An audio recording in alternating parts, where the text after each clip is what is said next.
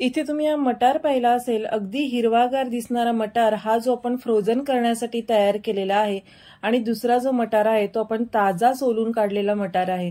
तर हे दोन्ही मटारचा रंग तुम्ही पाहिला असेल तर जो आपण प्रोसेस केलेला मटार आहे तो सोलून घेतलेल्या मटारापेक्षा अगदी फ्रेश आणि हिरवागार दिसत आहे। तर हा कशा पद्धतीने आपण तयार करायचा आणि मटार आपण कशा पद्धतीने वर्षभर टिकवून ठेवायचा आहे याबद्दलच्या सगळ्या टिप्स अँड ट्रिक्स या व्हिडिओमध्ये तुम्हाला अगदी शेवटपर्यंत पाहायला मिळणार आहे, जेणेकरून मटारचा रंग बदलला जात नाही आणि हा मटार वर्षभर असाच टिकून राहतो। तर इथे या ताज्या आपण मटार सोलून घेतलेले आहेत। अशाच प्रकारे आपण सगळे मटार सोलून घेऊन त्याचं प्रोसेसिंग केल्यानंतर त्याचा रंग तुम्ही बघू शकता, अगदी हिरवागार असा तयार झालेला आहे। तर इथे आपण कोणतेही केमिकल न वापरता हे मटार या पद्धतीने तयार करून घेतलेले आहेत।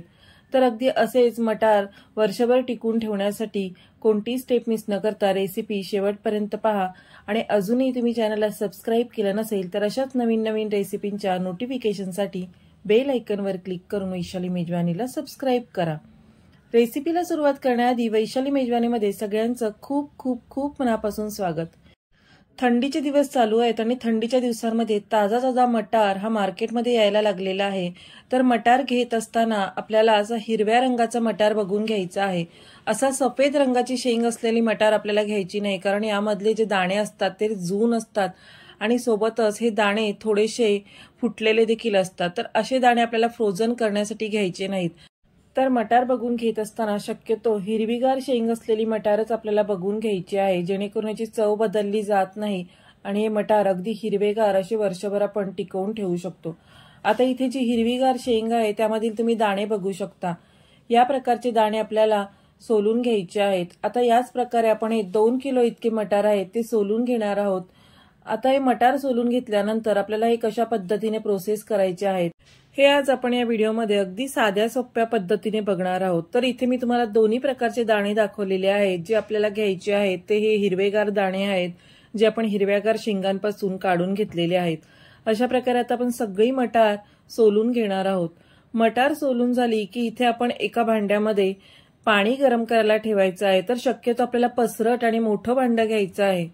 आता सुरुवातीला आपल्याला हे पाणी गरम करायला ठेवायचं आहे। तर मध्यम ते मोठ्या आचेवर इथे मी पाणी गरम करायला ठेवलेलं आहे। यामध्येच 1 मोठा चमचा आपल्याला मीठ घालून घ्यायचं आहे आणि 2 मोठे चमचे इथे आपण साखर घालून घेणार आहे। तर इथे आपण साखर आणि मीठ का घातलं आहे ते पुढे व्हिडिओ करता करता तुम्हाला माहित पडणारच आहे, पण सुरुवातीला आधी आपण हे सगळे जिन्नस घालून हे पाणी थोडंसं गरम करून घेणार आहोत। तर याला उकळी वगैरे काढून घ्यायची नाही, फक्त या पाण्याला वाफ यायला लागली की मगच यामध्ये आपण जे मटार सोलून ठेवले होते ते घालून घ्यायचे। सुरुवातीला मटार घातल्यानंतर मटार खाली जातात आणि मग नंतर ते 2 ते 3 मिनिटांनंतर सगळे मटार पाण्यावर तरंगू लागतात। अशा प्रकारे 2 ते 3 मिनिटांनंतर हे मटार पाण्यावर तरंगू लागले की ते आपल्याला या पाण्यातून काढून घ्यायचे आहेत। मटार हे शिजवून घेत असताना किंवा या पाण्यात घातलेले असताना आपल्याला पूर्णपणे याला उकळी वगैरे न काढून घेता फक्त 2 ते 3 मिनिटं या पाण्यावरची वाफ दिसेपर्यंत आपल्याला हे यामध्ये गरम करून घ्यायचे आहेत। आता मगाशी सांगितल्याप्रमाणे आपण जर झाऱ्याने मटार अशा प्रकारे हलवून पाहिले तर बाकीचे मटार जे आहेत ते तळाला जाऊन बसलेले असतात आणि हे जसे जसे गरम होतील तसे तसे सगळे मटार हे वरती तरंगायला लागतात। आता इतपत हे मटार गरम झाले आणि यावर थोडीशी वाफ दिसायला लागली की आपल्याला गॅस बंद करायचा आहे आणि पुढे आपण यावर काय प्रोसेस करणार आहोत ते देखील पाहायचं आहे।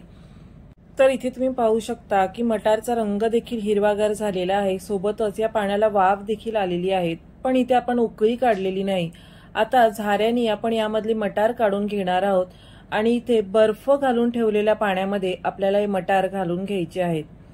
तर इथे आपण गरम पाण्यातून डायरेक्ट हे मटार थंड बर्फाचं पाणी असलेल्या भांड्यामध्ये घालून घेतलेले आहेत, जेणेकरून यांची कुकिंग प्रोसेस थांबली जाते आणि हे मटार हिरवेगारच राहतात।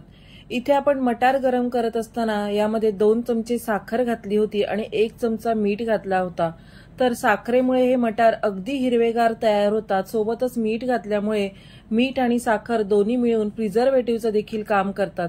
त्यामुळे आपण इथे हे 2 जिन्नस घालून हे मटार अशा प्रकारे गरम करून थंड पाण्यात घालून घेतलेले आहेत। आता इथे थंड पाण्यात घातल्या घातल्या हे मटार तुम्ही बघू शकता अगदी तळाला जाऊन बसलेले आहेत। तर इथे मी मोठ्या प्रमाणात बर्फ तयार करून हा या भांड्यात घालून घेतला होता, जेणेकरून हे पाणी चांगलं थंडगार राहील आणि मटार आपले लवकर थंड होतील। इथे अशाच प्रकारे मी दुसऱ्या भांड्यात देखील मटार घालून ठेवले होते आणि सगळे मटार आपण या पद्धतीने थंड करून घेतलेले आहेत। आता मटार थंड पाण्यातून काढून आपल्याला एखाद्या जाळीवर काढून घ्यायचे आहे, जेणेकरून यामधलं पूर्णपणे पाणी निथळून काढता येईल।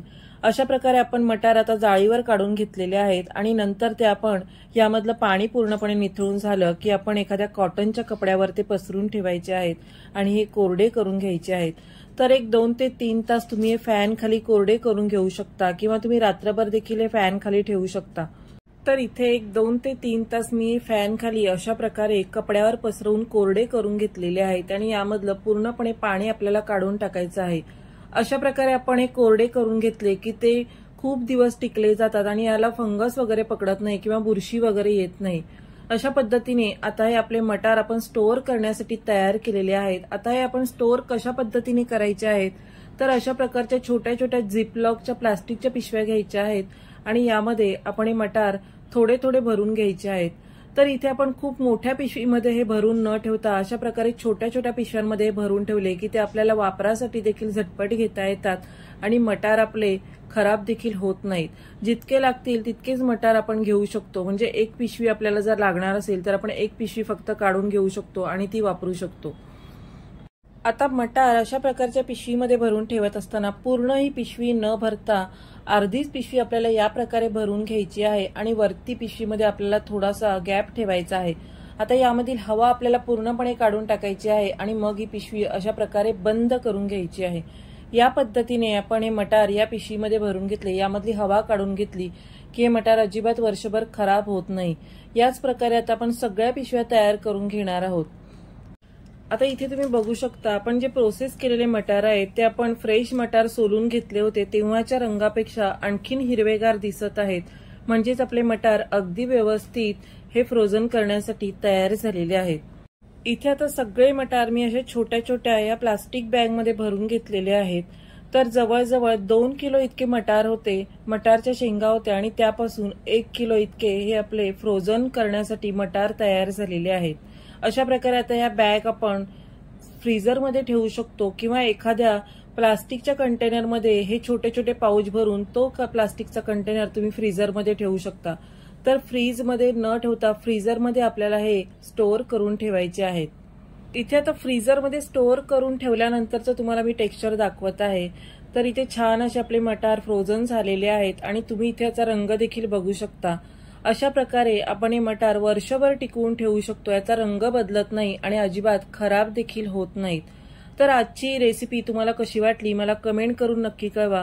रेसिपी आवडली तर तुमचे मित्रपरिवार आणि नातेवाईकांमध्ये देखील नक्की शेअर करा आणि अशाच नवीन नवीन रेसिपींच्या नोटिफिकेशनसाठी बेल आयकॉनवर क्लिक करून वैशाली मेजवानीला सबस्क्राईब करा।